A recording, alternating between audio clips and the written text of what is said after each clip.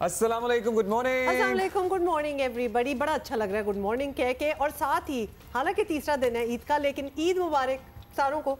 हाँ, हम थोड़े से अपने ट्रेडिशनल कपड़ों से निकल के अपने रूटीन के लिबास में आ गए हैं वापस। So we are going towards the normalization of our routine as well. अच्छा जी, नॉर्मलाइजेशन में ये है कि कुछ अच्छी सी बातें करेंगे, कुछ आपको ये याद कराएंगे कि हम जरा ईज आउट हो रहे हैं इनटू द रेगुलर डेज। तो पहले क्रिकेट की ना बात कर लें। हाँ, क्रिकेट हमारा फेवरेट सब्जेक्ट है। बिकॉज होम सीरीज स्टार्ट होने ही वाली है। होम सीरीज भी स्टार्ट होने वाली है। किसकी? हमारी खवातीन क्रिकेट टीम की। हम मर्दों की टीम की बहुत बात करते हैं, न्यूजीलैंड की सीरीज की बात होते हैं, कोचेस की तलाश तकरीबन खत्म हो चुकी है, फिर आगे वर्ल्ड कप है, मर्दों की टीम की बात कर रहे हैं, फिर चैंपियंस ट्रॉफी है। लेकिन खवातीन हमारी ऑल वुमेन क्रिकेट टीम जो है वो भी जबरदस्त मैचेस के लिए तैयार हो रहे हैं, क्योंकि वेस्ट इंडीज की women team is coming to Karachi और हमारे यहाँ बहुत से मैचेस होने 3 वनडे एंड 5 T20, 3 वनडे। तो तैयारी क्या चल रही है ये हम पता करना चाहते हैं। So we are going to have a conversation with Aliya Riaz, हमारी कौमी क्रिकेटर हैं, ऑलराउंडर। यस आलिया, क्या हाल है आपका? सबसे पहले तो बहुत बहुत ईद मुबारक आपको। और हम बड़े क्यूरियस होते हैं कि ख़वातीन क्रिकेटर्स के लिए ईद कैसी होती है। कभी कभार आपको पता है कि आप लोग अपने टूर्स वगैरह पे होते हैं, तो ट्रेडिशनली आपकी ईद कैसे मनाई जाती है? खैर मुबारक, आप सबको भी बहुत ईद मुबारक। जी बिल्कुल, पहले ये होता था बचपन में कि घर ज़्यादा ईद गुजारने का मौका मिलता था। अब ये है कि अब जब से टीम के साथ हूँ, जिस तरह से आपको पता है काफ़ी अरसे से टीम के साथ हूँ, तो अक्सर ईद जो है वो कैंप में भी गुजरती है टीम के साथ, और कभी कभी घर गुजारने का भी मौका मिलता है। तो इस दफ़ा अल्हम्दुलिल्लाह इस दफ़ा ईद हमारी घर हो रही है और डेफिनेटली खुश हूँ बहुत ज़्यादा, क्योंकि पेरेंट्स के साथ काफ़ी अरसे बाद ईद गुजारने का मौका मिल रहा है। क्योंकि कभी कभी लास्ट ऐसा हुआ था कि लास्ट मैं टूर पे थी, तो वहाँ पे हमारी जो ईद सेलिब्रेट हुई थी। तो इस तरह कभी कभी ईद कैंप्स में या टूर्स पे बाहर आउट ऑफ कंट्री सेलिब्रेट होती है टीम के साथ। तो इस दफ़ा जो है वो घर सेलिब्रेट कर रही हूँ और बिल्कुल बहुत ज़्यादा खुशी है। वंडरफुल। अब आलिया, हम ये भी आपसे जानना चाहेंगे कि आपकी ज़िंदगी में कुछ तब्दीलियां आने वाली हैं, कुछ बड़े फैसले किए हैं आपने, नई इनिंग्स का, नए सफर का भी आगाज होने वाला है। You recently got engaged, basically. हम कह ये रहे हैं। उसके बारे में if you would like to share something with us. जी बिल्कुल, बहुत ज़्यादा खुशी है इस चीज़ की, और मैं अपने इस फ़ैसले से बहुत ज़्यादा खुश भी हूँ और एक्साइटेड भी हूँ। और मेरा पूरा क्रिकेट पे फोकस्ड है और उनकी तरफ से मुझे पूरी सपोर्ट है। तो कोशिश करूँगी कि जिस तरह से पहले टीम के लिए परफॉर्म करती आ रही हूँ, आगे भी मज़ीद इसी तरह से परफॉर्मेंसेस दूँ और टीम को matches जितवाऊँ। That's so nice and best of luck to you for that. वो तो एक इनिंग्स है, लेकिन अभी एट हैंड जो वेस्ट इंडीज की टीम आ रही है उसके हवाले से हम पूछना चाह रहे हैं कि कितनी तैयारी है? Are you girls all prepared for it? कितना बड़ा चैलेंज होगा? That too. जी, ओडीआई सीरीज़ पे ज़्यादा फोकस है हमारा, क्योंकि आईसीसी चैम्पियनशिप के पॉइंट्स हैं, और कोशिश करेंगे कि ओडीआई सीरीज़ भी और T20 सीरीज़ दोनों सीरीज़ विन करें और अपने होम ग्राउंड में खेल रहे हैं। तो जैसे लास्ट हमने साउथ अफ्रीका के साथ बड़ा अच्छा यहाँ पे हमने मैचेस खेले और जीते, तो कोशिश यही होगी कि उसी मोमेंटम को कैरी करें सारी लड़कियाँ और उसी तरह से जो है वो पाकिस्तान का नाम रोशन करें। ऑलराइट, आलिया, ये भी हम आपसे जानना चाहेंगे, वेस्ट इंडीज़ की टीम आ रही है, इतनी बड़ी सीरीज़ है, कराची की कंडीशंस भी हम सबके सामने हैं। होम विकेट्स पे खेलना या होम सीरीज़ खेलना ज़्यादा आसान होता है या ज़्यादा चैलेंजिंग होता है, या कंडीशंस आपको फेवर कर रही होती हैं? जी बिल्कुल, प्रेशर तो होता है, चाहे वो हम होम सीरीज़ में खेल रहे हो या बाहर खेल रहे हो अवे सीरीज़ में, तो प्रेशर तो होता है और फैंस बिल्कुल एक्सपेक्ट कर रहे होते हैं कि हम उनकी उम्मीदों पे पूरा उतरें। तो कोशिश यही होती है कि अच्छा परफॉर्म करें। फ़ायदा एक ही है कि हमें कंडीशंस का पता होता है, हमें पता है कि यहाँ पे किस तरह से प्ले करना है, तो थोड़ा सा एडवांटेज ज़रूर है, बट प्रेशर भी उतना ही है। अच्छा आलिया, मेंस क्रिकेट में तो ऑब्वियसली इतनी इन्वेस्टमेंट होती है, इतनी बातें होती हैं, और ऑफ कोर्स पिछले कुछ सालों में हमने देखा है विमेंस क्रिकेट पे भी बहुत कुछ काम हो रहा है, लेकिन क्या उतनी इन्वेस्टमेंट, उतना टाइम, उतना हार्ड वर्क डिवोट हो रहा है विमेंस क्रिकेट पे जितना होना चाहिए? जी बिल्कुल, लड़कियों के क्रिकेट पे बहुत काम हो रहा है। पहले से 70 से ज़्यादा लड़कियों को जो है वो पीसीबी ने कॉन्ट्रैक्ट्स भी दिए हैं, डोमेस्टिक गर्ल्स को। और अब देखा जाए तो जिस तरह से पहले ऐसा नहीं होता था, अभी हम जिस तरह से इंटरनेशनल सीरीज़ में बिज़ी हैं, बट हमारे पीछे से जो है वो डोमेस्टिक का टूर्नामेंट भी हो रहा है स्टार्ट। तो ये बड़ी अच्छी चीज़ है लड़कियों के लिए, न्यू आने वाली लड़कियों के लिए, और ओवरऑल जो है वो क्रिकेट को बेहतर करने के लिए बड़ी अच्छी चीज़ है। क्योंकि जिस तरह से देखा होगा आपने, अंडर 19 पे भी काम हो रहा है, इमर्जिंग भी हुआ है, इमर्जिंग की लड़कियां भी जो है वो पाकिस्तान ए भी खेली हैं। तो बड़ा जो है वो अच्छा जो है वो पहले से बहुत बेहतरी हुई है। और इस तरह से जितने जो है वो मैचेस करवाए जाएंगे पीछे से लड़कियों के, मेरे ख्याल से उतनी ज़्यादा इम्प्रूवमेंट होगी। और आलिया, अब बहुत सी लड़कियां आपको देख रही हैं, आपसे इंस्पिरेशन हासिल कर रही हैं, जो पाकिस्तान के लिए खेलना चाहती हैं, ये सितारा अपने अपने सीने पर सजाना चाहती हैं, वो ये ज़रूर जानने में इंटरेस्टेड होंगी कि पाकिस्तान की ख़वातीन क्रिकेट को इस वक्त बैटर्स की ज़रूरत है, ऑलराउंडर्स की ज़रूरत है, बॉलर्स की ज़रूरत है। प्लीज़ बताएं, for all those girls who want to be like you. बिल्कुल, हर शोबे में ही ज़रूरत है, चाहे वो बैटिंग है या बॉलिंग है। जिस तरह से आपने बात की है, बैटिंग में ज़रूरत है या बॉलिंग में, मेरे ख्याल से दोनों ही चीज़ों में बहुत ज़रूरत है। फील्डिंग भी बहुत इंपॉर्टेंट है। तो आई थिंक हम चाहते हैं कि ऐसी लड़कियां आएँ जिनमें इतना टैलेंट हो, जो बॉलिंग भी बहुत अच्छी कर। Thank you, Alia. Thank you for being with us and good luck. Thank you so much. Best of luck for the cricket. Best of luck for your new innings. जिस तरह के अब्दुल्ला ने कहा है, we'll be rooting for you. अच्छा जी, आपको पता ही है हम भी थोड़े मसरूफ थे, लेकिन हमारा दिन का आगाज़ तो आप ही के साथ होता था। आप आई एम श्योर बहुत ज़्यादा मसरूफ थे, तो कोई फिक्र की बात नहीं है अगर आपसे वो बहुत सारे सेगमेंट हमारे मिस हो गए हों जो हमने इन दिनों किए हैं या पिछले कुछ दिनों किए हैं। सो हम उनमें से कुछ को आपके साथ दोबारा आज के प्रोग्राम में शेयर करना चाहेंगे। और वो बड़े इंपॉर्टेंट थे, उनको रीविजिट करना ज़रूरी भी है, क्योंकि उनमें कुछ मैसेजिंग भी है जो हम चाहते हैं एक दफ़ा रीविजिट हो जाए, रीप्लग हो जाए। तो उनमें से एक हीरोइक, हम तो उसको हीरो ही कहेंगे हमारा, उनका हमने उनसे इंटरव्यू किया, उनसे ज़रा बातचीत की।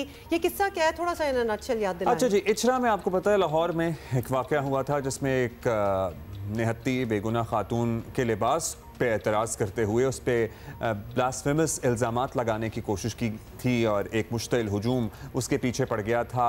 उस खातून को फिर शहरबानों, हमारी जो बहादुर पुलिस ऑफिसर हैं, वो निकाल कर वहाँ से ले गई थी। मामला रफा दफा हो गया, लेकिन हम पुश करते रहे कि जहाँ से मामला इंस्टिगेट हुआ था, शुरू हुआ था, ज़रूर कार्रवाई होनी चाहिए इस सारे मामले में। वो लड़की, वो खातून अपने शौहर के साथ, आपने देखा होगा, शटर गिरा हुआ था, एक दुकान में पनाह लिए हुए थी। तो वो दुकानदार कौन था? क्योंकि हीरो लिटरली वो दुकानदार था जिसने उस हजूम को देखा, लेकिन फिर भी उसने ये फैसला किया कि इस औरत को और उसके हस्बैंड को मुझे बचाना चाहिए, क्योंकि जो हो रहा है उनके साथ वो गलत हो रहा है। जॉनसन तारिक उनका नाम है और उनसे हमने बड़े इंटरेस्टिंग किस्म की पाकिस्तान डे की परेड में भी उन्हें खुसूसी तौर पर pride of Pakistan, proud of Pakistan का एजाज या फिर उनको अनाउंस किया गया, उनके लिए खुसूसी एक डेडिकेट किया गया। Well deserved also. तो जॉनसन से जो बातें हुई वो जरा देखिए। लाहौर के इचरा बाजार में एक ऐसा वाक़या हुआ जो बहुत सी वजूहात की बिना पर कुछ नया था।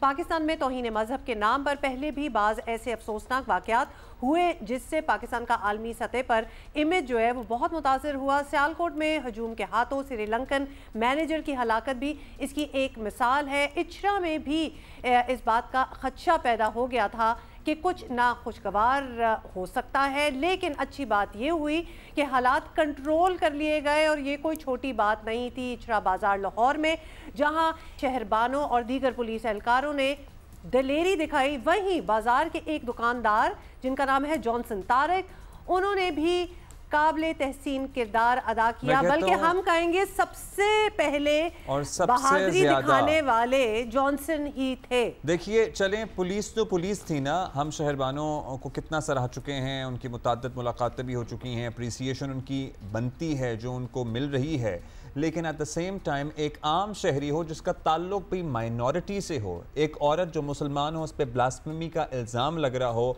वो आम शहरी माइनॉरिटी से ताल्लुक रखने वाला उसके सामने ढाल बन जाए, दिस इज डेथ सेंटेंस। अच्छा, आपको ये पूरा फॉर्मूला जो बिल्कुल बिल्कुल, और इस पर अभी जॉनसन से बात भी करेंगे। जॉनसन ने पुलिस के आने से पहले खातून को मुश्ताल हजूम से बचाने के लिए अपनी दुकान में जगह दी, लोगों को अंदर आने से रोका। ऐसे हालात में ये बहुत बड़ा रिस्क था, मतलब ये इतना बड़ा रिस्क था कि अक्सर लोग ये, हम माफ कर दें उन लोगों को जो कहें कि भाई हम मदद नहीं कर सकते क्योंकि हम ये रिस्क ही नहीं ले सकते। उस खातून के साथ तो खुदा न खास्ता जो होता जॉनसन के साथ भी होता। हाँ, ये उस पे भी जाहिर है his life was at risk. So यौम पाकिस्तान के खुसूसी परेड में जॉनसन को बुलाया गया, सिर्फ बुलाया नहीं गया, उन्हें कौमी हीरो करार दिया गया।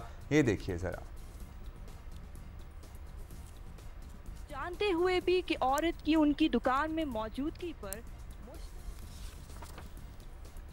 दुकान तक चला सकता है, उन्होंने पुलिस के आने तक ढाल बनकर उस औरत को हिफाजत से अपनी दुकान में बिठाए रखा। जॉनसन तारिक, आप जैसे लोग इंसानियत के लिए काबिल फख्र हैं। और जॉनसन तारिक हमारे साथ मौजूद हैं। जॉनसन, हमारे लिए फ़ख्र की बात है कि हमारी आपसे मुलाकात हो रही है, हमारी बातचीत हो रही है। हम आपकी तारीफ़ तो क्या ही करने के काबिल हैं। हम आपकी बहादुरी पर दाद देना चाहते हैं और हम आपसे ये कहना चाहते हैं कि हमें आप पे फ़ख्र है। इस कौम को आप जैसे पाकिस्तानियों पे फ़ख्र है। आप हमारी आन हैं, शान हैं और आपकी वजह से हम दुनिया में जगहसाई से बच सकते हैं। 100% आपने सही किया है। मतलब अगर हम कहें ना कि कोई हमारा ट्रू हीरो है, अगर सिर्फ इसी कहानी को हम दिमाग में ले लें एज एन एग्जांपल, तो हीरो सिर्फ जॉनसन ही है। जॉनसन, क्या हाल है आपका? वेलकम टू जियो पाकिस्तान। हम वो सिनारियो, वो मनाजिर समझना चाहते हैं जहां एक खातून पे इल्ज़ाम लग रहा था। वो क्या मोमेंट था कि आपने डिसाइड किया कि यहाँ तो कुछ बिगड़ सकता है और इसको पनाह मैं ही दे सकता हूँ? ये वो डिसीजन मेकिंग जो होती है, वो फैसला करना उस वक्त, ये कैसे हुआ? 25 फरवरी संडे का दिन था और एक कपल आता है इशरा मेन की तरफ से और मेरी दुकान पठान मार्केट के कॉर्नर पे है और मेरे से गुजर के शॉपिंग करने के लिए चले जाते हैं। और जब वापसी पे वो आते हैं तो उनको दो ना साहिब मेरी दुकान पे रोक लेते हैं और उनको पूछते हैं कि अभी भी तो की पाया है। वो आगे इंग्लिश में थोड़ा बोलती है और कहती है कि तुम कौन होते मुझे पूछने वाले। और वो आगे से कहता है कि तुम और तुमने ये हमारे कुरान पाक की आयत वाला कुर्ता पहना हुआ है। तो वो कहते नहीं, हम मुसलमान हैं और हम दुबई से हैं, ये दुबई से शॉपिंग की हुई है। और जब वो इतना बोलते तो वो आगे से थोड़ा हाइपर हो जाता है और कहता है कि नहीं, तुम कादिया नहीं हो और तुमने तुहीन की कुरान पाक की हमारे। तो वो उसका हस्बैंड जो आगे से उनको थोड़ा समझाने लगता है तो वो आगे से उनको ना मुंह पे उसका जो जिसने इंतजार फैलाया वो बंदा, उसने उसके मुंह पे ना पंच करके कहता है चुप कर रहे तुम काजी, हम तेरे से बात भी नहीं करते, और गाली भी देता है उसको आगे से। और ख़ुद ही वो 15 पे कॉल करता है और कहता है कि अगर आप 10 मिनट में ना आए तो मैंने इनको फायर मार देना है और इसके ज़िम्मेदार आप होंगे। इसी दरमियान हजूम इकट्ठा होना शुरू हो जाता है और आगे से हर तरफ यही वाज़ेह गूंजती है कि तूने रसालत की है किसी सर तन से जुदा। तो वो और घबरा जाते हैं। इतने मैं अंदर उनको कहता हूं, ये आपकी दुकान के कोने पे हो रहा है सारा कोने पे हो रहा था, मतलब आप ये देख रहे थे, सुन रहे थे? क्योंकि मेरे दो डोर है मेरे दरवाजे। मेरे ना कॉर्नर की दुकान है, एक मार्केट की तरफ रास्ता निकलता है और एक मेन की तरफ। अच्छा, जो मार्केट की तरफ रास्ता है ना, उधर से मैंने अंदर बैठाया था उनको। अच्छा, ये सारे अब लोग उनको ये सारे सवाल कर रहे थे। ये हो रहा है आपकी दुकान के बाहर, ये जो कैसे धमकियां दे रहा है, आप सुन रहे हैं? को कहा या उसके हस्बैंड को कि आप इधर अंदर आ जाएं? तो मेरे दोस्त भी थे काफ़ी। अच्छा, जो मेरे मुस्लिम दोस्त थे, क्योंकि मेरे उधर हम 18 साल से बैठे हुए हैं, तो मेरे बड़े अच्छे करीबी प्यार करने वाले दोस्त भी हैं और कोई लोग समझते भी हैं। तो उन्होंने भी साथ मेरे खड़े हो गए, मेरे साथ मेरी दुकान के। फिर हमने जो लोग खड़े थे ना, उनको अपने क्योंकि आपको देखा होगा वीडियो में, फ्रीज़र भी बाहर है, काउंटर भी, लोग मेरे काउंटरों पे फ्रीज़र पे लोग चढ़ गए, उनको हमने नीचे उठाया। तो बाहर यही वाज़ेह आ रही थी कि तूने रसालत की किसी सर तन से जुदा। फिर इसमें जब उसने फ़ोन किया 15 पे, तो उसके 5-10 मिनट बाद पुलिस आई है स्टेप बाई स्टेप। पहले सबसे ASI आए हैं, ठीक है, उसके बाद डॉल्फिन वाले, फिर आहिस्ता आहिस्ता इनके पुलिस, और एंड पे आई है शहर बनो साहबा। जब शहर बनो साहबा उनको वहाँ को थोड़ा समझाया, ट्रस्ट में ली है, तो लेके गई हैं। उसके 15 मिनट बाद हमने 10 मिनट बाद उसके हस्बैंड को शटर डाउन ही किए थे, अभी उस टाइम बाहर हजूम था थोड़ा, कि उसके हस्बैंड को उन्होंने पीछे वाले दरवाजे से निकाला है और बैक साइड से निकाला था।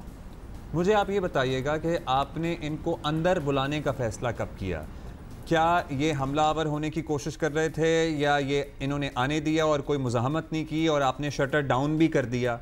ये भी तो एक काम था ना, शटर डाउन करना, क्योंकि वो इतना बड़ा हुजूम है जो नारे लगा रहा है, मुश्तइल है, किसी की जान लेने पर तुला हुआ है, और वो आपको भी कुछ कर सकता था शटर डाउन करने पे। सबसे पहले जो मैंने देखा वो यह जूम ज़्यादा हो गया और ये वाज़ेह गूंज रही है क्योंकि मेरा, आपको पता है मेरा फूड कैफ़े है, तो जो मेरे छुरियाँ थी, ये चीज़ें थी, मैंने छुपा ली सबसे पहले। फिर उसके बाद मेरे जो दो, ये इस तरह जो फ्रंट वाली साइड है ना, उसके आगे मेरे काउंटर लगे हुए हैं। तो काउंटर लगे तो उसकी वजह से थोड़ा मेरे दोस्त भी मेरे साथ हमने शटर डाउन किए, तो उनके यार ये शटर डाउन कर देते हैं कि जब तक पुलिस नहीं आती। तो उसके बाद फ़ौरन पुलिस आ गई, वे स्टेप बाय स्टेप पुलिस आती रही है। और शुरू में जब पुलिस आ रही थी तो पुलिस नहीं इस खातून को रेस्क्यू कर पा रही थी जब तक सईदा शहरबानो नहीं पहुंची वहाँ तक। हाँ नहीं, उन्होंने थोड़ा इनके उनको थोड़ा रेस्क्यू कर लिया होता वहाँ हमको वो पुलिस वाले, लेकिन उस टाइम थोड़ी पुलिस की तादाद कम थी, वो नहीं, उनका हैंडल नहीं हो रहा था, लेकिन वक्फे से पुलिस आती तो उन्होंने थोड़ा हैंडल किया था। अच्छा जॉनसन, ये बताएं, आप बता रहे हैं कि आप 18 साल से इधर हैं, आपके बड़े मुसलमान वहाँ दोस्त भी हैं, यकीनन एक कॉमराडरी बन ही जाती है। पहले को भी आपने ऐसी टेंशन होते हुए वहाँ देखी है या आपके लिए भी ये पहली बार ही है कि इस किस्म की कोई चीज़ हुई है? नहीं, मैंने फर्स्ट टाइम ही देखा ये। नहीं, और बीबी तू की पाया है, ये कोई दुकानदार था? क्योंकि दुकानदार मार्केट में सारे दुकानदार एक दूसरे को जानते हैं। बिल्कुल, ये मार्केट में वो आगे ना मेन की तरफ फटा लगाता है, सुनने में है, या सेल में ना ये फटा लगाता है मेन की तरफ ना। अच्छा, सही है, समझ गया मैं जी। इससे पहले कोई नहीं जानता था उसको, या बाद में पता लगा कि हाँ जी मेन पे फटा लगाता है, स्टॉल सा लगाता है? जी। अच्छा, अब ये बताइए कि ये वाकया हो गया, उसके बाद आप अगले दिन दुकान खोली, उसके बाद माशाल्लाह आप, अल्लाह मियाँ आपके कारोबार में और तरक्की दे, बरकत दे। वैसे हम सब से अपील करेंगे, हम किसी के लिए नहीं करते कि जॉनसन के कैफ़े इचरा में सब जाएं। एक तो जॉनसन हीरो है, तो जब इचरा जाएं तो जॉनसन से जॉनसन जरूर मिलें, के साथ तस्वीर भी बनवाएं और उनके कैफ़े से उधर। चीज़ें भी बनवाएं। उसके बाद मार्केट में क्या सेंस थी, मतलब आपसे किसी ने आके कोई बात की, क्या माहौल था? जब मैं मंडे को गया ना दुकान पे, तो मेरे पहुंचने से पहले मीडिया वाले आ गई। अच्छा। पहले सबसे सैयद बासत अली जो यूट्यूब रैंक करेंगे, तो वो, उसके बाद मुझे नहीं पता, 2 दिन मैं ना यही काम में, तीसरे दिन मैं दुकान पे आया ही नहीं।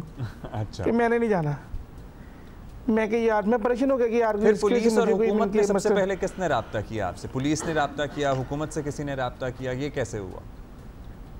सबसे पहले शायद ISI ने मुझे इनवाइट किया था। अच्छा, सही, ठीक, सही, ज़बरदस्त। और फिर आपको ये जो ऑनर मिला है पाकिस्तान डे पे, आई एम श्योर आपकी फैमिली और आपके सारे दोस्त बड़े खुश होंगे। उसके बाद मुझे IG पंजाब साहब ने इनवाइट किया था, और मिसाक सेंटर उन्होंने बनाया पंजाब में, उनका एम्बेसडर बना दिया गया। Wonderful, wonderful. जॉनसन, पता है क्या है जो आपको सारे इतना पूरे मुल्क ने ही आपको सराहा है, क्योंकि ये बड़ी बहादुरी का काम था जो आपने की है, वरना अल्लाह ना करे कुछ और होता तो अपनी जान से भी इंसान हाथ धो बैठता है, इस किस्म का जहाँ टेंशन हो।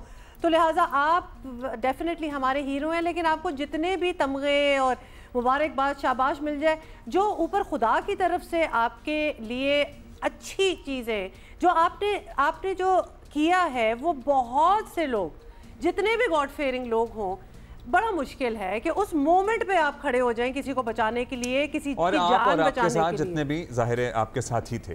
Thank you Johnson, thank you for being with अस।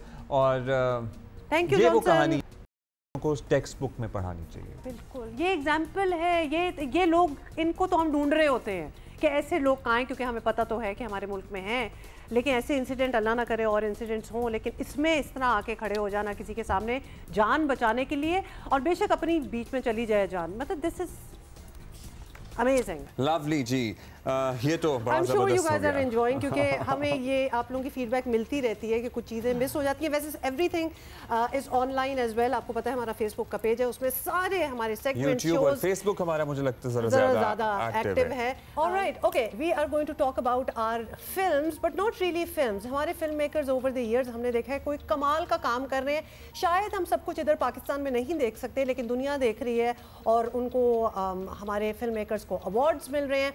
एक का हम ज़रूर मेंशन करना चाहते हैं, माहिरा उमर, उनका नाम है, ज़बरदस्त किस्म की डॉक्यूमेंट्रीज बनाती हैं और ख़ासतौर पे उन टॉपिक्स पे दैट रियली मैटर, जो हमारी नज़रों के सामने से भी गुजरते हैं ये मामलात, ये इश्यूज, लेकिन हमारा उस तरह से ध्यान नहीं आता इन चीज़ों पे, ध्यान नहीं पड़ता, या हम शायद उतना वक्त नहीं दे पाते जितना माहिरा इन चीज़ों को वक्त देती हैं।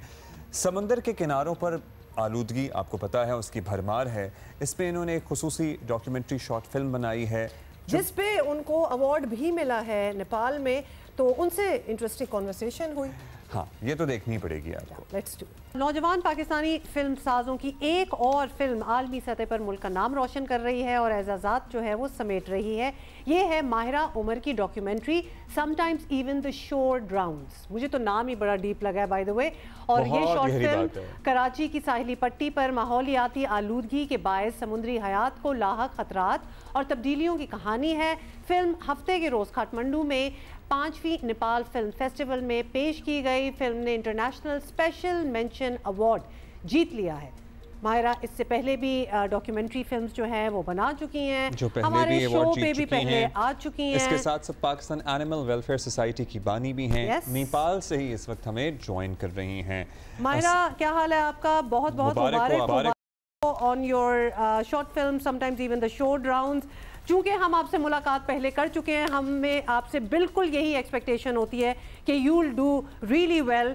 बताइए थोड़ा सा डिटेल में अपनी डॉक्यूमेंट्री के बारे में, फिर आपका नेपाल में इस फेस्टिवल के एक्सपीरियंस के बारे में पूछेंगे। जी बहुत बहुत शुक्रिया, thank you for having me on your show. जी कल की बात है, यहाँ पे एक Nepal cultural international film festival में मेरी शॉर्ट फिल्म चली थी, जिसका उर्दू में नाम है कभी ऐसे भी होता है कि किनारे डूब जाते हैं।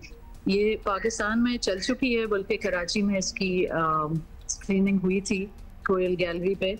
और ये जो समंदरी मखलूक होती हैं जो साहिली पट्टी पे हैं हमारे तिमर के जंगलात के करीब, और जो हमारी इंडस्ट्रियल एक्टिविटी होती है, तो बेसिकली एक कहानी है इन मखलूकों के बारे में और वो लोग जो साहिल पे रहते हैं।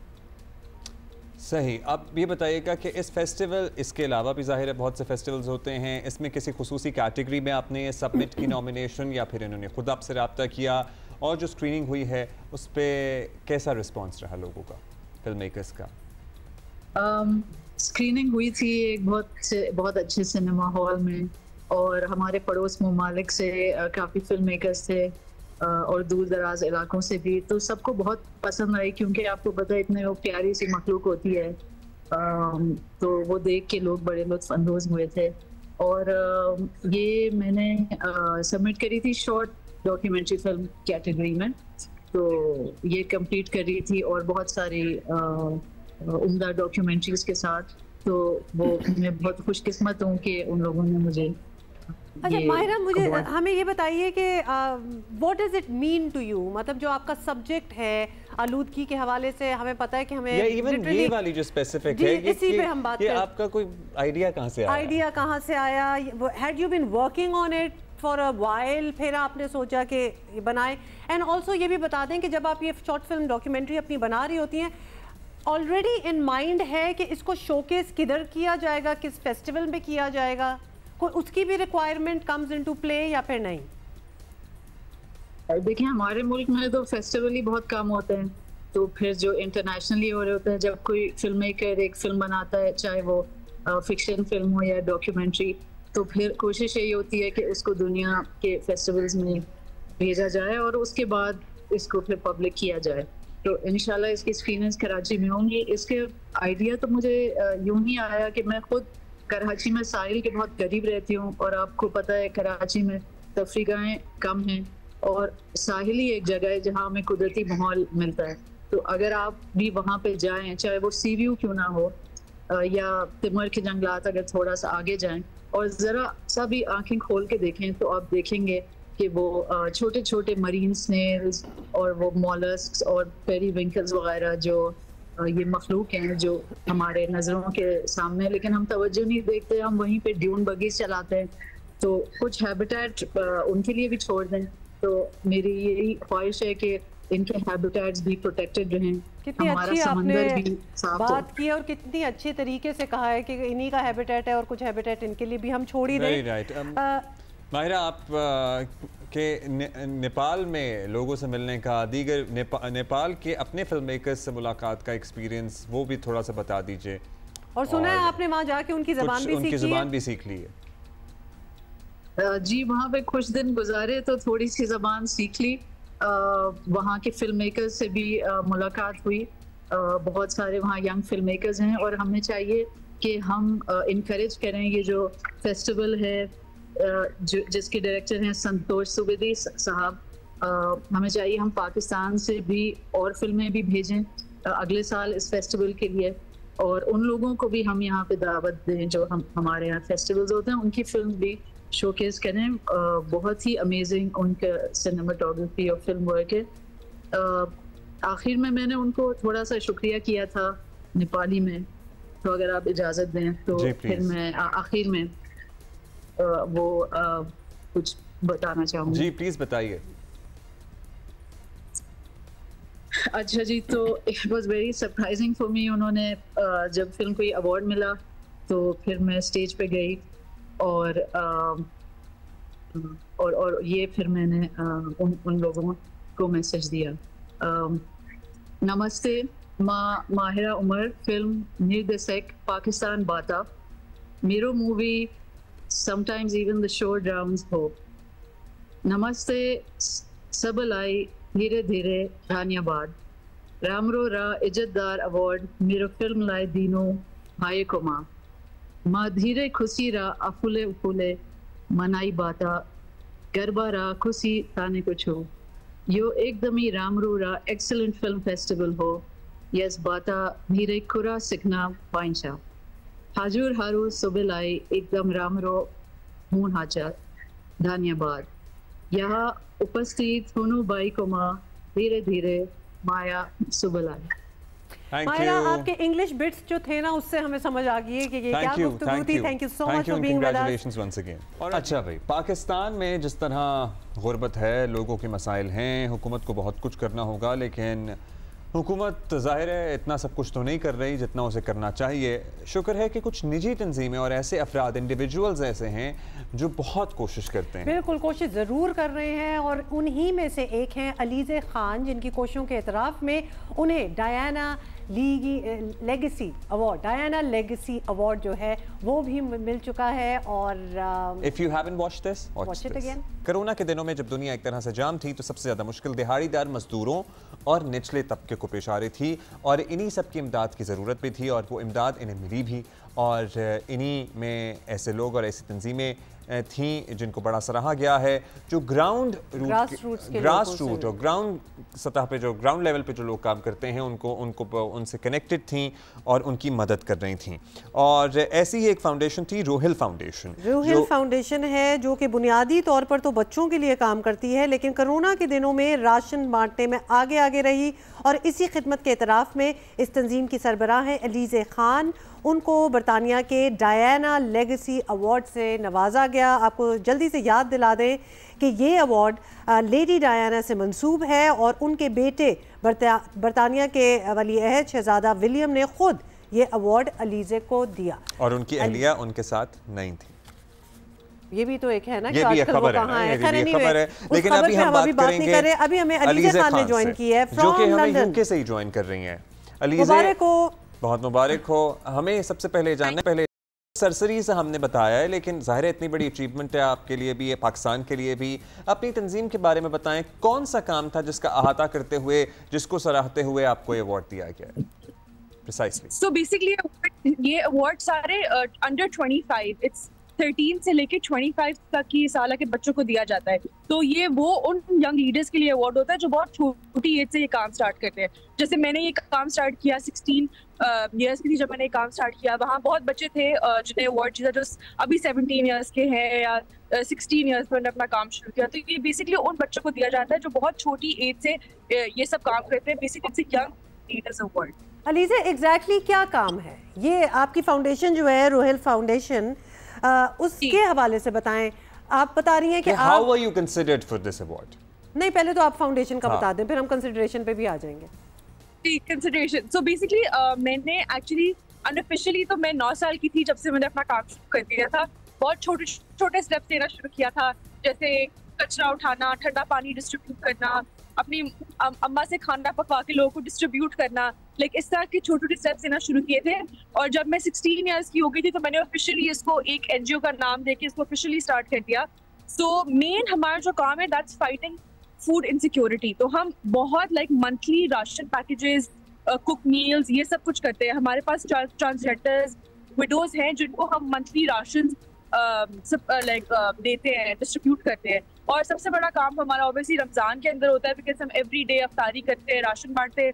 और आई थिंक रूहिल को इसीलिए उन्होंने सिलेक्ट किया था बिकॉज हम सिर्फ एक सिटी में या दूसरी सिटी में नहीं है, हम सारी सिटीज में, हम सारे लाइक बलोचिस्तान जहाँ पे आपको पता है ज्यादा ऑर्गेनाइजेशन नहीं पहुंच पाती हैं, हम वहाँ पे भी डिस्ट्रीब्यूशन करते हैं। लाइक फ्लड्स में, कोरोना में, वो एवरीवेयर बेसिकली। ज़बरदस्त लीजिए, बहुत ही अच्छा लग रहा है। खासतौर पे फूड इनसिक्योरिटी जो कि एक बहुत मेजर एक चीज़ बन चुकी है, उस पर आपका काम करना इतने अरसे से। ये बताएं कि इस अवार्ड के लिए do you nominate your self या वो आपको खुद ढूंढते हैं, मतलब how does that work out?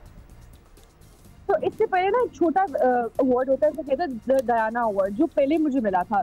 तो उसके अंदर से 20 लोग सेलेक्ट करते हैं, जो सारे रेसिपिएंट्स होते हैं ओवर द इयर्स, उसमें से वो 20 लोगों को सिलेक्ट करते हैं फॉर दिस मेजर अवार्ड। और आप आई भी थी हमारे पास जब आपने वो अवार्ड जीता था, तो आई बिलीव नहीं, मैं आई थी आपके पास। जी बिल्कुल, हमने आपके शो में जिक्र जरूर किया था। We have discussed it because I know the story. हमने बिल्कुल जिक्र किया था क्योंकि वो अवार्ड्स का भी हम जिक्र करते हैं। सो उसके बाद ये अगला स्टेप है डायना लेगेसी अवार्ड।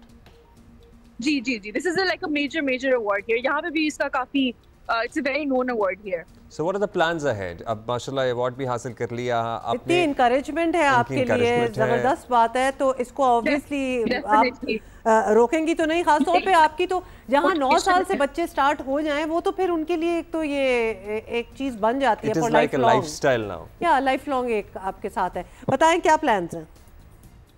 अब बस यही है कि एक नई सेंस ऑफ मोटिवेशन है, बहुत बड़ी रिस्पॉन्सिबिलिटी है कि इस लेगेसी को आगे लेके चलना है, डायना की लेगेसी को आगे लेके चलना है। तो अब सिक्योरिटी से हम ऑर्फनेजेस सेटअप नहीं करते हैं, ऑर्फनेजेस को अडॉप्ट करते हैं, उनको ट्रांसफॉर्म करते हैं। तो ये भी हमारा है। हमने रेड लाइट एरिया में भी काम किया डिफरेंट ऑर्गेनाइजेशंस के साथ बच्चों को एजुकेट करने के लिए, तो वो भी हमारे काम है। And now I am planning to move into animal rights and animal activism, तो हम उसकी तरफ भी अब प्लान कर रहे हैं। बहुत शुक्रिया आपका जबरदस्त लीजिए, best of luck, thank you for being with अस।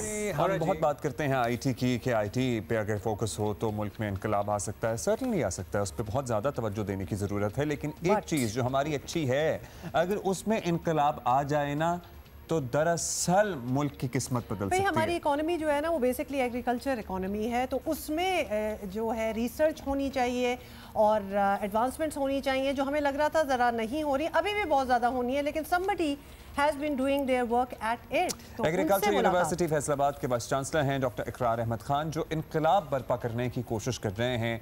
इनकी खिदमत के एतराफ़ में इन्हें सदारती अवार्ड भी दिया गया अभी 23 मार्च को। हमने इनसे बड़ी इंटरेस्टिंग बातें की थी, मज़ा आया था इनके साथ बात करके।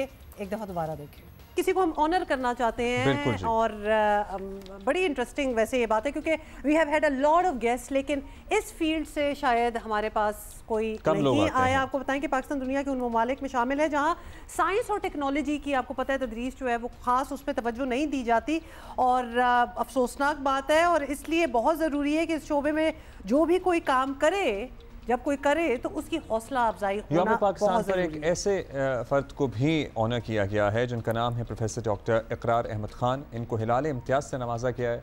ये देखिए, फिर हम आपको इनके बारे में मज़ीद बताते हैं। इकरार अहमद खान 2 यूनिवर्सिटियों के वाइस चांसलर के तौर पर खिदमत अंजाम दे चुके हैं।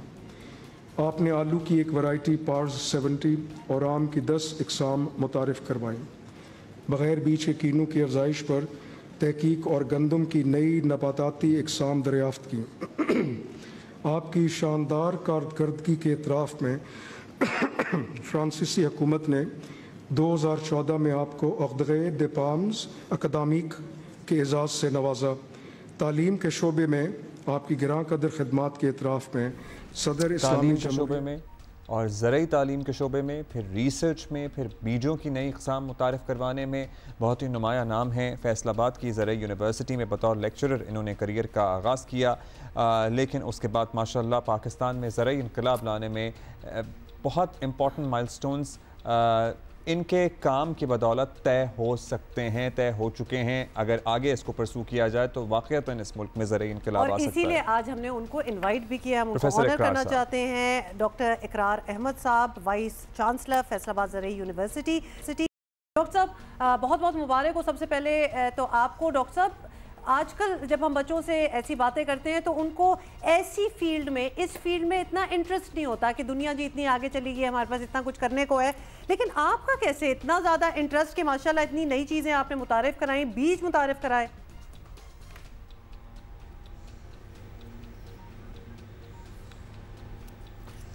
डॉक्टर साहब आवाज़ आ रही है आपको? शुक्रिया, मैं मशकूर हूँ आपने मुझे मौका दिया। ये इंटरेस्ट मेरा तो इसलिए है कि मैं एक देहाती आदमी हूँ और ज़राअत और जी मुझे आपकी आवाज़ आई है और बीच में कभी इंटरप्शन होती है, लेकिन मैंने आपको सुना है। आप सुन सकते हैं मुझे? जी जी, कैरी ऑन। आपको मेरी आवाज़ आ रही है?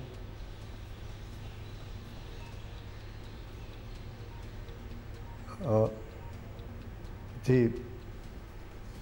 Are we connected? अच्छा, मैं अर्ज़ करना चाहता हूँ कि आपने जैसा कि तारफ़ी सेगमेंट में फरमाया, मैं यहाँ पे तालीम और तदरीस के शोबे से मुंसलिक हूँ पिछले 40 साल से तकरीबन, और इसमें हमने कोशिश की है कि अच्छा ह्यूमन रिसोर्स ज़राअत के लिए तैयार हो। उसके साथ ही साथ ये एक टीम वर्क है जिसमें मेरा भी छोटा सा एक सेगमेंट है। हमारे पास 600 से ज़्यादा PhD हैं और बहुत बड़ा एक रिसर्च इंफ्रास्ट्रक्चर है। तो ये जो सिविल अवार्ड है ये बेसिकली हमारे एक टीम वर्क की रिकग्निशन है। डॉक्टर साहब बिल्कुल आप कह रहे हैं टीम वर्क है। आप पाकिस्तान में वैसे तो ज़राअत के शोबे में इससे बहुत ज़्यादा रिसर्च होनी चाहिए, लेकिन फैसलाबाद की ज़रूरी यूनिवर्सिटी उसमें बहुत अच्छा काम कर रही है। आप ज़रा हमें एजुकेट करें। बहुत से लोग कहते हैं जी IT में इनकलाब आ सकता है तो पाकिस्तान की तकदीर बदल सकती है। चले IT में इनकलाब आए, अच्छी बात है, पाकिस्तान की तकदीर बदल सकती है, लेकिन एक्चुअली जो हमारी स्ट्रेंथ है एग्रीकल्चर, अगर हम इसमें इनकलाब ले आएँ तो हमारे मुल्क के माशी मसाइल हल हो सकते हैं। क्या हम ठीक कह रहे हैं? देखिए,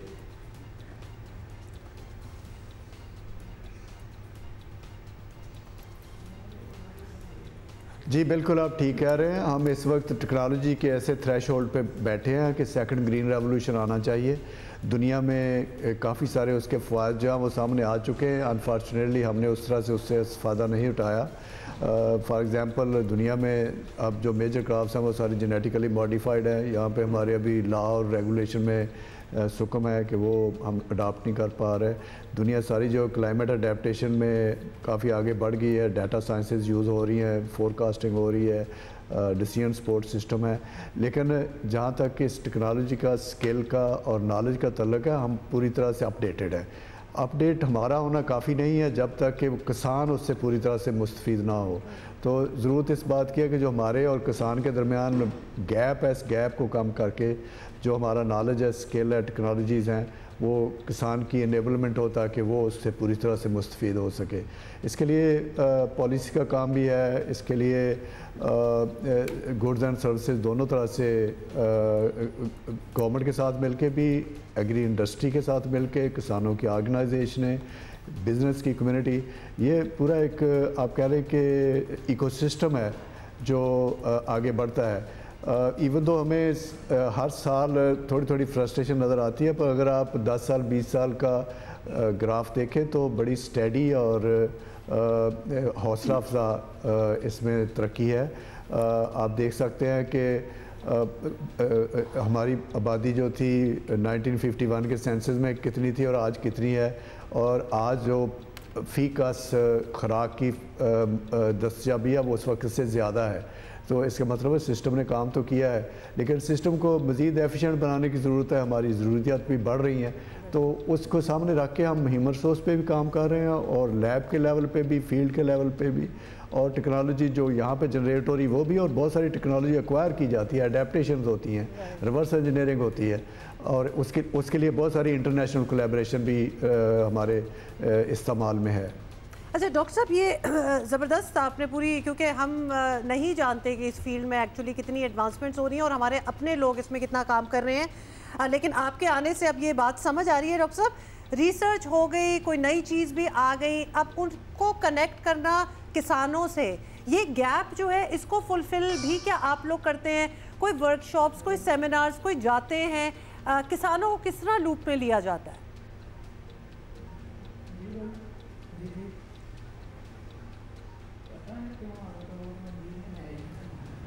देखिए, किसान तक पहुंचने के बहुत सारे व्हीकल हैं। हमारे टाइम टेस्टेड चीज़ें तो ये हैं कि किसान देख के सीखता है, आपको डेमोस्ट्रेट करना पड़ता है, सुन के नहीं मानता वो। अब हम उसमें टेक्नोलॉजी का यूज़ है, अब सोशल मीडिया भी इस्तेमाल हो रहा है, अब एक्सेस जो बहुत ज़्यादा है इंफॉर्मेशन की। असल में ये कहना सही नहीं कि किसान जो है वो उसको इन्फॉर्मेशन नहीं है। अलबत्ता ये है कि बहुत सारी चीज़ें किसान के वेज एंड मीन्स में नहीं आती। हमारा 90% जो काश्तकार है वो छोटा काश्तकार है, 4 एकड़ वाला, 5 एकड़ वाला, वो वक्त के ऊपर उसके पास वसाइल नहीं होते, या जो सिस्टम में माल प्रैक्टिस है वो उसका विक्टिम होता है। लेकिन इसी सिस्टम में रहते हुए आपको बहुत सारे प्रोग्रेसिव फार्मर नज़र आएंगे, बड़ी सक्सेस स्टोरीज़ हैं। पिछले 10 साल का अगर आप कॉर्न का, मेज़ का यानी मकई का अगर डाटा देखें तो उसमें कई 100 गुना ग्रोथ हुई है। आज से 20 साल पहले मकई की एवरेज यील्ड 15 मन थी, अब एवरेज यील्ड जो है 150 मन है। आज से 10 साल पहले चावल जो उसकी जो किस्म बोई जाती थी वो 20 मन 25 मन वाली थी, अब 70 से 90 मन 100 मन वाली हैं सारी। इसी तरह से हम देख रहे हैं कि इजाफा हुआ है, बड़ी हौसला अफजा बात है। और कितनी इसमें गुंजाइश मौजूद है पर्टिकुलरली गंदम को लेकर, ये ज़रूर हमें डॉक्टर साहब बताइएगा। फिर एक ज़माना था स्ट्रॉबेरी कम होती थी, अब माशाल्लाह स्ट्रॉबेरी इतनी उगती है पाकिस्तान में कि आपको हर जगह नजर आती है। फिर ऑलिव्स भी बहुत काम हुआ, वो हमें कब तक यील्ड देना शुरू करेगा? फिर इसी तरह हम देखते हैं कि आइसबर्ग भी लोगों ने लगाना शुरू की, ड्रैगन फ्रूट का एक्सपेरिमेंट हुआ। ये इन चीज़ों के बारे में भी प्लीज़ ज़रा हमारी रहनुमाई करें।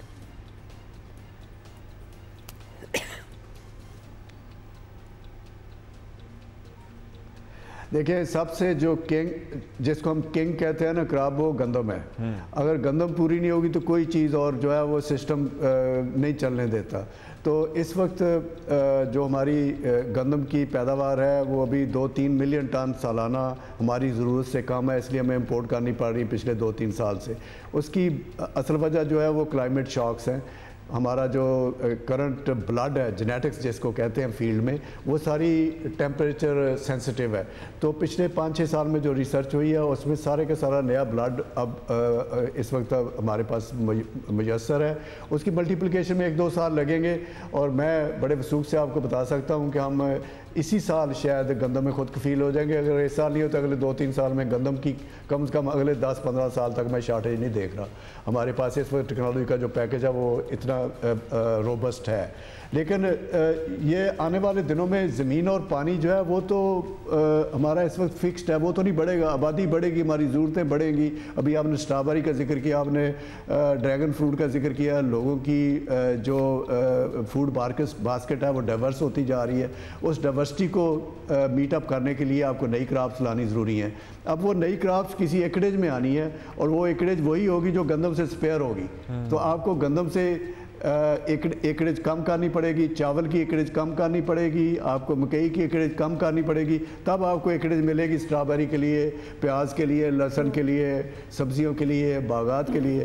तो इस पे पूरी हम स्ट्रेटजिक प्लान हमने प्रोविंशियल गवर्नमेंट को दिया है, फेडरल गवर्नमेंट के साथ भी काफ़ी हमारा तल्लक वास्ता रहता है। इस वक्त हमने जो फोरकास्ट किया है कि अगले 10 साल में ये कंप्लीट रिफॉर्मेशन होनी चाहिए वाटर यूज़ की, क्योंकि इस वक्त हमारा पानी जो है हमारा 50% एफिशिएंसी है, ये इससे भी कम है। अगर आप वाटर यूज़ ठीक करेंगे तो उससे प्रोडक्टिविटी बढ़ेगी, उससे नई ज़मीनें ज़ेरे काश्त आएंगी। बलूचिस्तान में ज़मीनें पड़ी हैं, थल पड़ा है, थर पड़ा है, चोलिस्तान पड़ा है, लेकिन उसके लिए पानी डाइवर्ट करना ज़रूरी है। तो इस वक्त हमारी जो स्ट्रेटजी है नंबर 1 वो ये है कि वाटर लॉसेस, वाटर एफिशिएंसी बढ़ाई जाए और उससे आप बाकी ज़मीनें जो ज़ेरे काश्त रकबा लाया जा सकता है वो लाएँ, टेक्नोलॉजी लाएँ। गंदम का जैसे आपने जिक्र किया है, इस वक्त नेशनल एवरेज जो है 30-32 मन है, जबकि हमारी जो प्रोग्रेसिव फार्मर की एवरेज है वो 50 मन से ज़्यादा है। हमारी रिसर्च एवरेज है वो 90 मन है। तो ये हम 30% पे है इस वक्त पोटेंशियल का 30% ले रहे हैं हम। और ये 30% का जो इसकी कोई वजह नहीं है कि हम इसको ना तोड़ सकें। बड़े आप कह लें कि स्ट्रक्चर्ड अरेंजमेंट्स जो है हमने टेबल पे रखे हुए हैं और गवर्नमेंट इसमें काम करें। और ये जो एक्सेप्टेंस है इसकी, ये जो गंदम की फी एकड़ पैदावार है, अगर वो उस हद तक पहुंच जाए जिसका आप करता है कि इजीली पहुंच सकती है, तो फिर हम खुद कफील हो जाएंगे, हमारे बहुत से मसले हल हो सकते हैं, हम एक्सपोर्ट कर सकेंगे। फैक्ट्स डॉक्टर साहब ने शेयर किए हैं, और क्योंकि इस फील्ड बहुत शुक्रिया आपका प्रोफेसर डॉक्टर इकरार अहमद खान साहब, वाइस चांसलर ज़रा यूनिवर्सिटी फैसलाबाद। इम्तियाज भी अब लगाए ना साथ। लवली जी, ये तो बड़ा ज़बरदस्त हो गया। एंजॉयिंग, क्योंकि हमें ये आप लोगों की फीडबैक मिलती रहती है कि कुछ चीज़ें मिस हो जाती हैं। वैसे everything is online as well. आपको पता है हमारा फेसबुक का पेज है, उसमें सारे हमारे सेगमेंट शोज। फेसबुक हमारा मुझे लगता है ज़्यादा एक्टिव है। You can always go and visit these segments. Pakistan के शुमाली इलाके गिलगित बल्तिस्तान में दुनिया की बुलंद तरीन चोटियाँ हैं, खूबसूरत बर्फ पोच पहाड़ हैं, और स्कीइंग के लिए आइडियल हो सकते हैं। और इस खेल को फ़रोग देने के लिए मकामी आबादी, ख़ास तौर पर ख़वातीन को इस तरफ लाना होगा, और ये काम किया है नफीसा अंद्राबी ने। क्या ज़बरदस्त काम किया है। पाकिस्तानी निजात अमरीकी, लेकिन पाकिस्तान में बहुत कुछ तब्दील करने का इरादा रखती हैं। इनसे बड़ी इंटरेस्टिंग बातें होती हैं हमारी। दुनिया भर में जहाँ जहाँ बर्फ़ पोश पहाड़ और वादियाँ होती हैं, वहाँ स्नो स्पोर्ट्स या विंटर स्पोर्ट्स एक बड़ा कल्चर होता है। पाकिस्तान में ऐसी जगहों की कोई कमी नहीं, लेकिन ये विंटर स्पोर्ट्स की जो हम बात कर रहे हैं उसकी स्कीइंग भी, अब बल्कि आप इसमें डाल दें, ये वगैरह इतना रुझान नहीं है। रिसेंटली एक मालम जब्बा ही हमारा स्पॉट था जो स्कीइंग, इससे पहले जितनी भी हमने स्कीइंग जिंदगी में देखी है वो मालम जब्बा पे देखी है। अब जरा एक दो और स्पॉट्स भी बने, जैसे नगर में भी है। अच्छा, ये सब बदलने का मिशन उठाया है नफीसा अंद्राबी ने। पाकिस्तानी अमेरिकन हैं, प्रोफेशनल एथलीट हैं, स्कीयर हैं, कोपैमा हैं, और नफीसा ने गिलगित बल्तिस्तान के इलाकों यानी शमशाल, शिगर, हुंजा और स्कर्दू से ख़वातीन को सिलेक्ट किया। उन्हें 4 दिन की एक खुसूसी कैंप में स्कीइंग की ट्रेनिंग दी, तरबियत दी और सामान भी मुहैया किया नागर वैली में। जी, अब इससे भी बात करते हैं। Nafisa is with us. Nafisa, कैसी हैं आप? और ज़बरदस्त आपने काम किए। पहले तो ये बताएं, वी डू नो कि आप भी स्कीयर हैं, वहीं से क्या आइडिया आपको कि पाकिस्तान में इतनी ज़बरदस्त स्लोप्स हैं और वहाँ भी स्कीइंग होनी चाहिए? जी, अस्सलाम वालेकुम, थैंक यू फॉर हैविंग मी। बस ये है कि जैसे ग्रोइंग अप मैं अमेरिका में जब स्कीइंग मैंने सीखी, तो मेरे पास कोई रोल मॉडल्स नहीं थी ना, Pakistani female skiers, Pakistani female athletes. मैं यहाँ जब पाकिस्तान आती थी, मैंने काफ़ी टाइम स्पेंड किया इधर कराकोरम में बचपन से। लेकिन जो भी लोग पहाड़ियों में चढ़ के स्कीइंग कर रहे थे यहाँ, वो अमेरिकन थे, यूरोपियन थे, गोरे थे, आदमी थे, और मुझे ये लग रहा था कि मतलब सबसे दुनिया में सबसे जो बेस्ट पहाड़ियाँ हैं वो यहाँ हमारे पास पाकिस्तान में। लेकिन पाकिस्तान में लोग स्कीइंग नहीं कर रहे, पाकिस्तान में लोग इन पहाड़ियों को चढ़ के स्कीइंग नहीं कर रहे। लेकिन मेरा दिल कर रहा था कि मैं कर सकूं ये चीज़ें, तो मैंने सोचा कि मैं अपने ये भी चाहती हूं। आपने ठान ली, फिर उसको एक्चुअल कर दिखाना वो बड़ा मुश्किल होता है। सो क्या हर्डल्स आई या हर्डल्स नहीं आई? आपने बस बात करना शुरू की, राब्ते करना शुरू किए, और एक के बाद एक चीज़ होती चली गई। हाँ, आई मीन काफ़ी मुश्किल था। तो पहले ये था कि इवन अमेरिका में जैसे लोग स्पॉन्सरशिप मिलना काफ़ी मुश्किल है। तो पहला ये था कि मैंने नॉर्थ फेस टीम को ज्वाइन किया।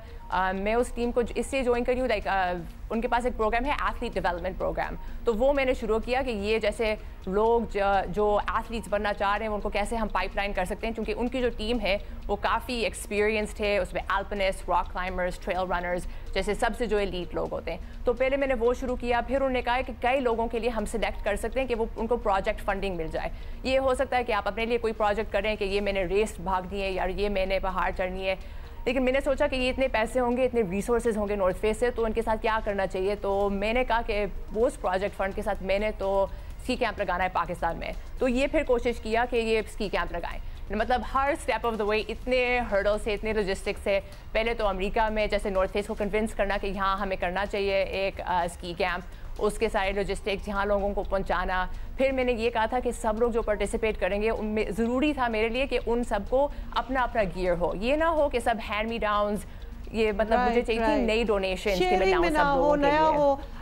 साथ साथ मतलब सीरियसली एथलीट्स। नफीसा, हम साथ साथ विजुअल्स भी देख रहे हैं, क्या स्टनिंग किस्म की जगह है। ये बताइएगा कि वो सिलेक्शन जो फिर आपने की लड़कियों की, वो कैसे, what did you look in them कि वो कर पाएंगी कि नहीं? ये मैं सोच रही थी कि ये होगा ज़रा सा intermediate back country skiing camp. एक तो होता है बस डाउन हिल स्कीइंग, लेकिन मैं जो करती हूँ अमेरिका में और जो मैं यहाँ करना चाह रही थी वो है बैक कंट्री स्कीइंग और स्की माउंटेनियरिंग। तो उसके लिए आपको थोड़ा सा स्किल चाहिए होता है कि मतलब बहुत डाउन हिल स्कीइंग और माउंटेनियरिंग की एक्सपर्टीज़। तो जो लोग मैंने सेलेक्ट किए थे वो ये थे लोग जो ऑलरेडी आउटडोर एजुकेटर्स हैं, स्कीयर्स हैं, माउंटेनियर्स हैं, क्लाइंबर्स हैं। तो मैंने कहा कि मेरी वैल्यू ऐड है कि मैं उनको थोड़ा सा और एक्सपर्टीज़ दे सकती हूँ up hill skiing, back country skiing में। और दूसरी ये है कि मैं उनको एक्सपर्टीज़ दे सकती हूँ और मतलब नॉलेज पास कर सकती हूँ एवलांच सेफ्टी के बारे में, क्योंकि बैक कंट्री स्कीइंग और स्की माउंटेनियरिंग करने के लिए बहुत एवलांच सेफ्टी और एवलांच एजुकेशन की भी ज़रूरत होती है। तो वो तो जो लोग आए थे कैंप में उनको मतलब ऑलरेडी वो क्लाइंबर्स थे। तो कई लोग मलम जब्बा में पढ़ाते हैं, मतलब सिखा रहे हैं लोगों को स्कीइंग। कई तो लोग लड़कियां कितनी मिली आपको इस कैंप के लिए? इस कैंप में 7 लड़कियां आई हुई थी और वो सब गिलगित बल्तिस्तान से हैं। एक तो शिगर और स्कर्दू, कई लोग शिमशाल, कई लोग हुंजा, गोजाल। उस पार्ट ऑफ द कंट्री की लड़कियां खवातीन बड़ी एंटरप्राइजिंग होती हैं, बड़ी इंस्पिरेशन मिलती है उनको देख के बहुत लड़कियों को। नफीसा अब ये बताएं व्हाट नेक्स्ट? एक दफ़ा तो ये हो गया, is this going to be an ongoing thing? I mean North Face बहुत एक्साइटेड है इस प्रोजेक्ट के बारे में। उन्होंने कहा कि लाइक ज़बरदस्त था सब कुछ जो हुआ है, जो हमने कैंप सेटअप किया, बहुत इंटेंसिव वर्कशॉप की हमने 4 दिनों के लिए। हम वहाँ ऊपर पहाड़ी में गए हुए थे, वहाँ कैंप किया, वहाँ सब कुछ सीखा। खट्टे कम्युनिटी से भी लोग आए हुए थे। मुइज़ुद्दीन और नवीद हैं 2 लोकल स्की गाइड्स, उनको भी मैंने बुलाया। मेरी एक दोस्त है क्रिस्टीना लूस्टनबर्गर, वो स्कीयर है कैनेडियन, वो भी आई नॉर्थ फेस से सिखाने के लिए। और फिर जो सब लोग जो नॉर्थ ईस्ट के लोग मतलब बहुत एक्साइटेड थे कि ये किस तरह चला है, और उन्होंने कहा है कि वो चाहते हैं कि मतलब अगले 2-3 साल के लिए दें। मेरे लिए ड्रीम है कि मैं इसको एक्सपैंड कर सकूं, कि मैं अगले कोई 5-10 साल इसको ग्रो करूं। इसी कोहोर्ट जो लड़कियां आई हुई थी उनके साथ काम करती रहूं। इससे पहले स्कीइंग होती थी या you were the first one two try skiing on this slope? एक नवीद जो आया हुआ था मेरे साथ, वो शिमशाल का है, उसने इस स्लोप को डिस्कवर किया था। उसने कहा कि मेरा ख्याल है यहाँ this is perfect for ski camp. लेकिन नगर के लोग जब हम वहाँ ऊपर हाइक करके जा रहे थे, उन्होंने कहा कि यहाँ हमने पहले कभी किसी को देखा नहीं यहाँ चढ़ते हुए इतने बड़े ग्रुप को। तो वो भी आए, उन्हें हमें सब लोगों को हार बनाए। तो वो बहुत एक्साइटेड थे। तस्वीरें देख के नफीसा ये लग रहा है जो हम विजुअल्स देख रहे हैं कि ये बड़ी स्मूथ स्लोप्स थी और वो ट्रैक्स जो हैं वो पहली बारी बने हैं वहाँ आप लोगों की बदौलत। सो ये नज़र हमें आ रहा है। हाँ बिल्कुल, ये जो अनटच स्लोप्स थे, एक दिन काफ़ी बर्फबारी पड़ी तो फिर दूसरे दिन हमने टाइम स्पेंड किया मतलब ऊपर वाला ट्रैक लगाने के लिए। और फिर वो हम अंग्रेजी में कहते हैं लाइक फ्रेश पाउडर टर्न्स, तो हमें फ्रेश पाउडर टर्न्स मिले और सब लोग बहुत एक्साइटेड थे इस चीज़ के बारे में। जबरदस्त काम कर रही है एंड वी होप दैट आप इसको कंटिन्यू रखें, होपफुली कंटिन्यू करें इसको। I want to go there. Lovely. बड़ा दिल चाह रहा है।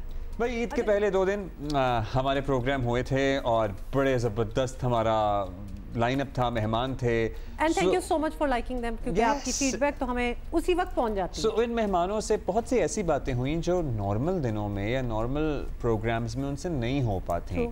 उनकी ज़िंदगी, उनकी ईद की तैयारी, उनकी एस्पिरेशंस, उनकी पर्सनल लाइफ, बहुत कुछ। So in case you haven't watched that, कुछ हमने झलकियां निकाल के रखी हैं। रीप्लग जिसको हम कहते हैं। पता नहीं हमें देख के आपको लग रहा है कि नहीं लग रहा है ईद है, लेकिन हमारे मेहमान ज़रूर ज़बरदस्त एक हमारे साथ मौजूद है स्टूडियो में, जिनके आने से हमारे स्टूडियो में एक चमक दमक और ईद का फ्लेवर हो गया है, माहौल हो गया मैं कहता हूँ। और फिर ये गाने भी इतने सुरीले गाती हैं और ईद हो और थोड़ा सा म्यूजिक ना हो, ये तो हो नहीं सकता। सो हम अनीना फिदा साहिबा को यहाँ खुशामदीद कहेंगे। पहले भी हमारे शो का हिस्सा रह चुकी हैं और हमें इतना मजा आया था इनसे बात करके, बिकॉज इनका एक पर्सपेक्टिव भी डिफरेंट है और इनके जो ड्रेसिंग है उससे भी आपको पता चल गया होगा इनकी बैकग्राउंड के बारे में।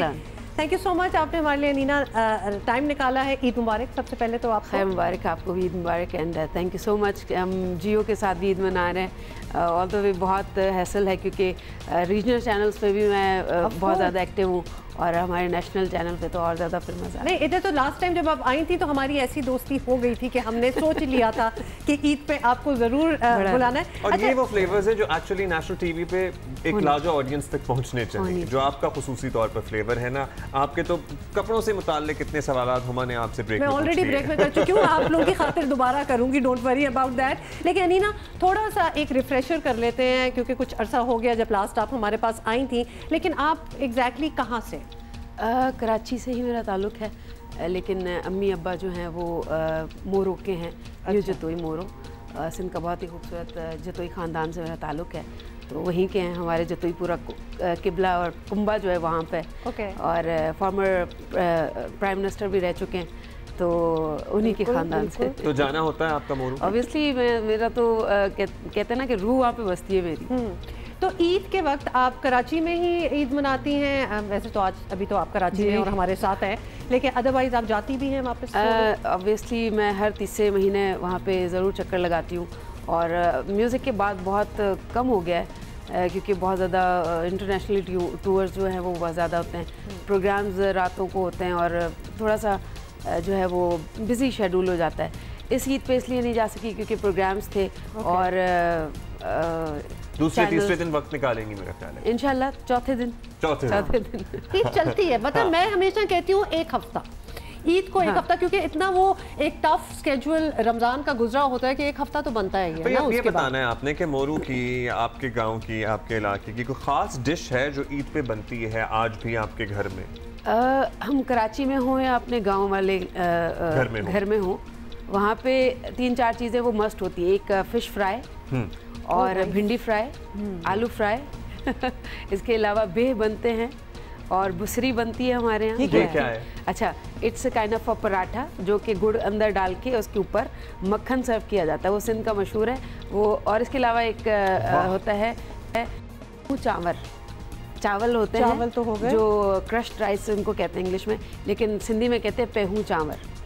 तो पेहू चावल मीठे होते हैं, नमकीन होते हैं? मीठे होते हैं, गुड़ डाला होता है। इंडिया में उनसे पोहा बनता है, हमारे यहाँ उनसे मीठा बनता है। हाँ, पोहा भी सुना हुआ है और ये मुझे बहुत ही अच्छा, ये जो पराठे वाली बात है ना जिसमें गुड़ और ऊपर मक्खन, बस यू हैव माय हार्ट, मतलब ये बात तो बहुत ही हमें अच्छी लगी है। ईद पे भी ये 2-4 चीजें इनमें से कुछ ना कुछ जरूर होता है। इनमें ये जो भी मैंने बताई वो हमारा मेन्यू होता है, वो मेन्यू में जरूर होते हैं।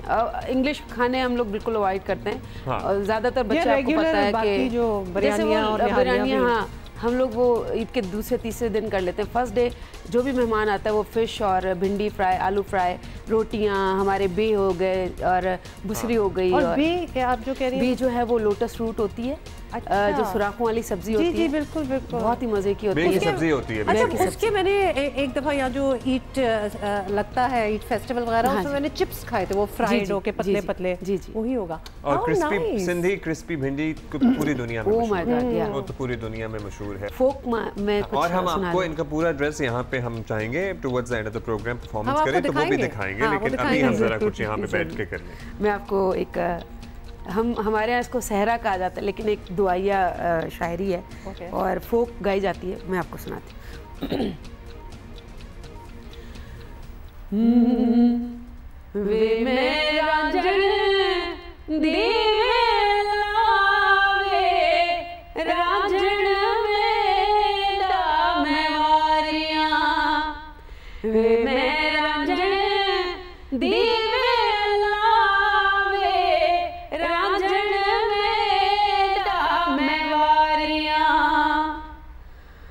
मुरली वाले हो तस्बी वाड़े हो दिल के दिला जोगी लो जलाई हो सामी लो जलाई मुरली वाले हो तस्बी वाड़े हो दिल के दिला जोगी लो जलाई हो सामी लो जलाई। कितनी खूबसूरत आपकी आवाज़ है, सो नाइस, वेरी नाइस। और इतनी सॉलिड के हमारा जो स्टूडियो है ना इनकी आवाज़ से भर गया है। हाँ, बहुत ही ज़बरदस्त। अच्छा बताएं कि आप चूँकि आप जिस फैमिली में कोई इतना ज़बरदस्त गाता हो, माशाल्लाह आपका तो नाम भी है, तो वो कोई फैमिली के अंदर ऐसे त्योहारों पे जैसे ईद है कोई महफिल लगती है कि सारी फैमिली इकट्ठी हुई है और आप परफॉर्म कर रही हो, कुछ ऐसा भी होता है? हमारी जो भी महफिलें होती हैं वो उनके आखिर में हमेशा परफॉर्मेंस मेरी होती है, और वो महफिलों का कराना और जो भी करता धरता वो मैं ही होती हूँ, क्योंकि म्यूज़िक मेरे हवाले होता है। तो या तो स्टार्टिंग में मैं स्टार्ट करती हूँ और फिर दूसरे जो आर्टिस्ट को बुलवाते हैं, या तो आखिर में। वैसे बैठे होते हैं जब भी फैमिली तो बाहर है मेरी सारी, अमेरिका और लंदन में, तो वहाँ से जो चैट होती है वो क्या कहते हैं उसको हम, वगैरह जो होता है, video call, family video call होती है, उसमें पूरी फैमिली मिली होती है वहाँ पे, और फिर मैं उनको सुना रही होती हूँ। तो आपकी फैमिली में और भी कोई गाता है या आप में ही है इतने सुरीले? मैं एक ही हूँ और मुझसे पहले ना मेरे फैमिली में कोई भी। देखिए आपकी आवाज़ सुन के, आपका कॉन्फिडेंस देख के, और नज़र आता है, सुन के पता चलता है कि आपने काम किया हुआ है इस पर, you have worked at your voice. बड़ा मुश्किल है टू बिलीव कि कोई और नहीं गाता।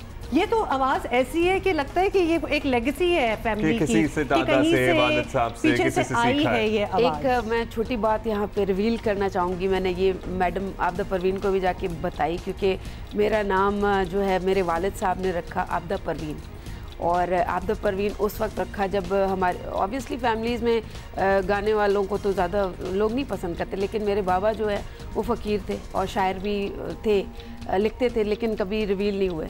तो उन्होंने कहा कि मैं इस बेटी का नाम आबदा परवीन रखूँगा, तो सबने कहा भाई गाने वाली पे। उनका उनसे वो जो एक रिस्पेक्ट होती है ना, और वो जो एक अकीदत मैं कहूँगी, अकीदत थी। और क्या पता था उस फ़कीर को कि ये बड़ी होके वाकई गाएगी और सूफ़ी गाएगी, और उसकी आवाज़ में भी वही एक खनक होगी। और लोग अक्सर मुझे कहते हैं कि आपकी आवाज़ में आबदा परवीन की थोड़ी सी। तो अनीना कैसे बनी? नहीं, आबदा परवीन से अनीना फिदा कैसे हुई? वो शुरू से ही आबदा परवीन, क्योंकि बहुत बड़ा नाम है, तो वो अनीना सभी मुझे कहते थे।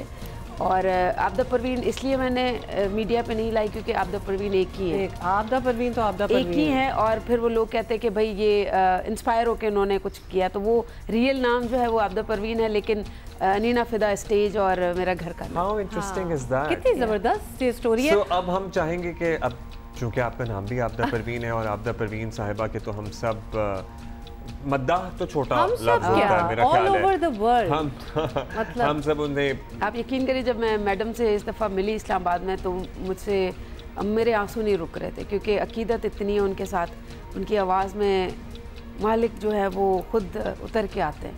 आप यकीन करें कि एक वो जब अलाप ही लेती है ना, तो आंखों से आंसू जारी हो जाते हैं। बहुत ही खूबसूरत मेहर अली साईं का कलाम है, तो वो 2 लाइनें में आपके लिए। अज सिक मित्रा दी वडेरी है,